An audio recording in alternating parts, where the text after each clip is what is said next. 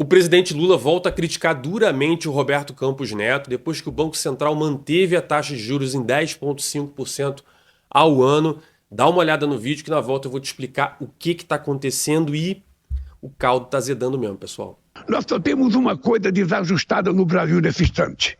É o comportamento do Banco Central. Essa é uma coisa desajustada. Um presidente do Banco Central que não demonstra nenhuma capacidade de autonomia, que tem lado político e que, na minha opinião, trabalha muito mais para prejudicar o país do que para ajudar o país. Porque não tem explicação a taxa de juros do jeito que está. Vamos lá, pessoal. Primeiro, vamos esquecer essa briga, vamos primeiro entender do que se trata essa discussão toda, né? Do que se trata essa tal taxa de juros. Bom, como vocês muito bem sabem, o Brasil é um país que gasta mais do que arrecada. Ele se endivida para fazer isso, porque assim como você, se você tem o seu salário, sua receita aqui e você começa a gastar muito mais, como é que você fecha a sua renda? Pegando dinheiro emprestado. A questão é o seguinte, o Brasil é um país, portanto, você deve escutar um monte de idiota aí falando o banco, o dinheiro os bancos ganham dinheiro com a taxa de juros lá em cima. Uma grande bobeira, tá, pessoal? Por quê? Porque o governo, né, o Haddad, quando ele percebe que o Brasil gastou mais do que ele arrecadou, ele não entra lá no Itaú Personalité dele, pega lá o tokenzinho, digita lá, ó, crédito pessoal, 400 bilhões de reais. Ele não faz isso. O que o governo faz quando ele precisa de dinheiro? Ele emite títulos da sua dívida. E aí quem é que compra esse título? É os bancos, os bancos. Calma, meu querido, não são os bancos que compram esses títulos, né? Eles podem até comprar em nome de quem tem dinheiro no banco. Em outras palavras, quando você pega o seu dinheirinho lá e bota no poupançudos da Caixa Econômica Federal, ou bota no CDIzinho, né? Você bota aquele dinheiro guardadinho no CDB, o que você está fazendo em última análise é pegando o seu dinheiro e emprestando para o governo. É por isso que você ganha um pouquinho ali, não é isso? Né? Ou você acha que esse dinheiro que você ganha da poupança, do CDB, vem da onde? Né? Então, na verdade, quem financia o governo é a própria população.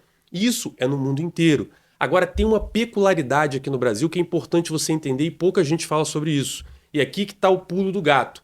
O Brasil é um país que, na sua composição da sua população, a gente tem muito pouca poupança. Quando você olha o tamanho do PIB brasileiro, só 17% dele é o volume que a gente tem de poupança. Ou seja, a população brasileira só guarda em torno de 17% do PIB brasileiro.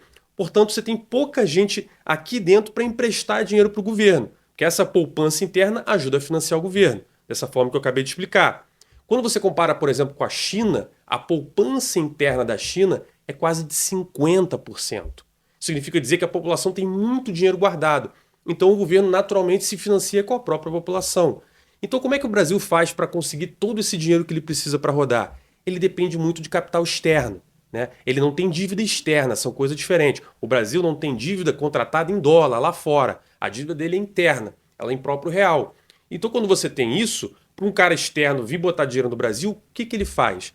Ele chega no Banco Central e fala, ó, beleza, vou emprestar o dinheiro porque a taxa de juros de 10,5% do Brasil é maravilhosa. Né? A primeira coisa que ele faz, ele chega lá com $1 milhão, ele chega no Banco Central e troca aquilo por tantos milhões de reais, né? Vamos botar que foi no início do ano. No início do ano, a taxa de câmbio estava 4,85, beleza?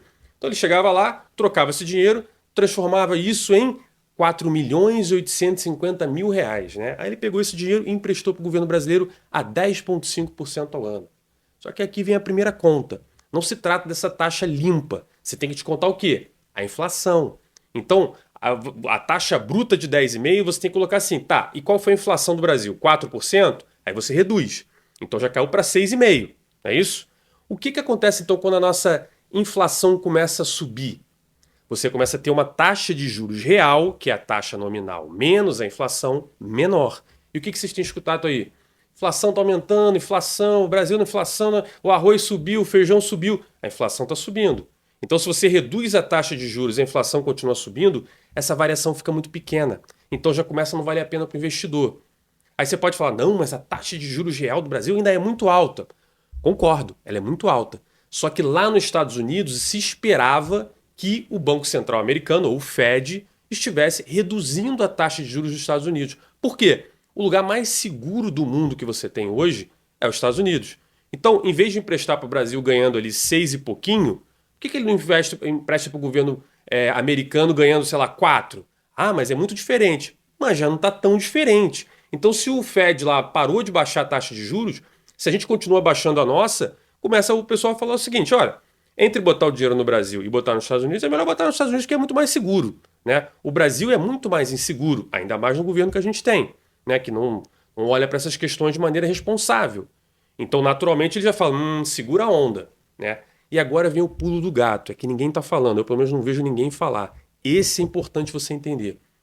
A taxa de câmbio. Voltando para o exemplo que eu falei, se ele chegou lá, né, pegou no Banco Central, botou $1 milhão e deram 4.850.000, porque é quanto estava a taxa de câmbio lá no início, agora ela está 5,40. Então, se o cara pegar o dinheiro dele e quiser comprar agora os dólares, já é muito mais caro. Ele não vai mais comprar $1 milhão com 4.850.000. Ele vai precisar de 5 milhões, né, e 400 mil reais, porque a taxa de juros mudou, a taxa de câmbio mudou. Ou seja, a taxa de câmbio tem uma influência muito grande. Se você está olhando para o Brasil e fala, olha, essa taxa de câmbio aí, esse dólar vai a R$ 6, vai a R$ 7, né? Então não adianta eu ganhar 10% do governo, desconto a inflação, sobra 6%, se o câmbio está subindo 10%, 15%, 20%. Eu vou perder dinheiro. Então é melhor eu ir embora do país logo antes que esse câmbio vá embora. E aí o que você começa a ver? Um regime de manada. Vai todo mundo tirar o dinheiro do Brasil. Quando as pessoas estão tirando o dinheiro do Brasil, o que acontece com o dólar? Começa a subir. E aí começa esse ciclo. Então, por isso que o Banco Central tem que ser muito responsável. Ele fala o seguinte, olha, eu estou de olho na taxa de câmbio, na taxa real, eu estou de olho nisso. Para que os investidores estrangeiros que efetivamente emprestam dinheiro para a gente... o Brasil não tem dívida externa. Sim, ele não tem dívida em dólar, ele tem dívida interna. E quem tem que botar dinheiro aqui é o pessoal estrangeiro. Se eles não botam dinheiro aqui, o governo não consegue dinheiro para se financiar. E aí o que acontece? Quando um governo não consegue se financiar com a sua população ou com investidores, ele imprime dinheiro. Ou seja, ele começa a imprimir moeda, tem uma dinâmica econômica que se faz isso, não é mais uma impressorinha, mas basicamente ele começa a colocar mais moeda no mercado. Quando você coloca muita moeda em um mercado, acontece como qualquer outra coisa. Você tem muita oferta de um produto e o produto aqui é a moeda. O que acontece quando você tem muita oferta? O preço cai, o valor da moeda cai. Então você desvaloriza o real. Quando você desvaloriza o real, você tem inflação. E aí é o que a gente percebe que aconteceu na Argentina, na Venezuela, na Turquia, no Brasil na década de 80. Ou seja, se o país não consegue se financiar de maneiras corretas com investidores, essa impressão gera uma inflação absurda, que faz com que o dólar dispare e você tenha problema grave, porque a inflação ela ataca o pobre, ela não ataca o rico, né? Eu sempre uso o exemplo do apartamento. Se eu tenho esse apartamento aqui, ele vale R$ 100 mil, se tiver 100% de inflação, ele vai valer 200 mil. Para mim não vai fazer diferença. Eu continuo com o apartamento, agora ele vale o dobro. Agora e o cara que não tem apartamento, como é que ele faz? Ele tinha que pegar 100 mil para comprar um apartamento, agora ele precisa de 200 mil. Quem tem dinheiro no banco e comprou lá IPCA, não sei o quê, comprou dólar, não sei o quê, o cara está protegido. E o cara que não tem dinheiro guardado? Como é que faz? Então percebe que a inflação, você consegue se proteger se você tem bens e dinheiro. Quem é que tem bens e dinheiro? A galera rica. Então esse é o grande problema. Enquanto o governo começar a politizar essa questão e não entender ela de frente, enquanto o Lula achar que é o seguinte, não, eu vou botar a culpa no Roberto Campos Neto, que aí as pessoas vão começar a acreditar que a culpa é do Campos Neto.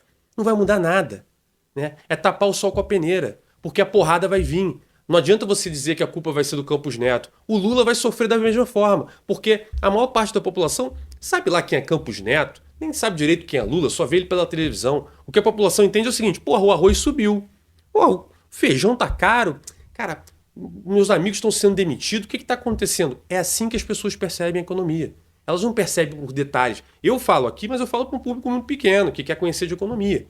Então, se o Lula quer politizar essa questão, ele não vai ganhar nada com isso, né? A gente está vendo aí, os próprios diretores que ele indicou para o Banco Central, todos votaram para não baixar a taxa de juros. Para você ver, mesmo os caras que o Lula botou lá, estão votando para segurar, porque o negócio está ficando complicado, né? E ao invés do governo Lula falar, olha, a situação está ficando mais complicada no mundo, vamos controlar os gastos, vamos controlar as despesas aqui, para acalmar o mercado, para falar o seguinte, ó, tudo bem, o dólar deu uma disparada aí, mas o cara vai cortar custo, o cara vai dar um jeito aqui, ele está preocupado com isso. Quando ele chuta o balde e fala, a culpa é do Bolsonaro, a culpa é do Roberto Campos Neto, Tarcísio, tá não sei o quê, quando ele vai falando isso, o investidor externo fala, mas você é maluco, esse cara é maluco, pega o dinheiro e vai embora. E nesse regime de tirar o dinheiro do Brasil, o dólar vai para cima, a inflação vai para cima e a gente vê o que está acontecendo. Esse é o grande problema. É políticos quererem tratar coisas sérias de economia como uma disputinha de palanque. Fica um xingando o outro, apontando o dedo para o outro. Mas, gente, aprende uma coisa. Você pode fugir, né, de algumas situações, mas você não pode fugir das consequências de você fugir dessas situações. Ou seja, o Lula pode até começar a encontrar um culpado, mas encontrar um culpado para ele botar a culpa não vai impedir que as coisas ruins que estão para acontecer aconteçam. Inflação para cima, dólar para cima, emprego para baixo, recessão, tudo que a gente viu com a amiguinha dele lá, a presidenta Dilma. Está se repetindo exatamente tudo que aconteceu com a Dilma. E se você faz a mesma coisa esperando resultado diferente, você obviamente é uma pessoa maluca, né? Então se você gostou, curte aqui, por favor, comenta o que você achou. E aí, quem tem razão, Roberto Campos Neto ou Lula? Não deixe de seguir o canal e vejo você no próximo vídeo.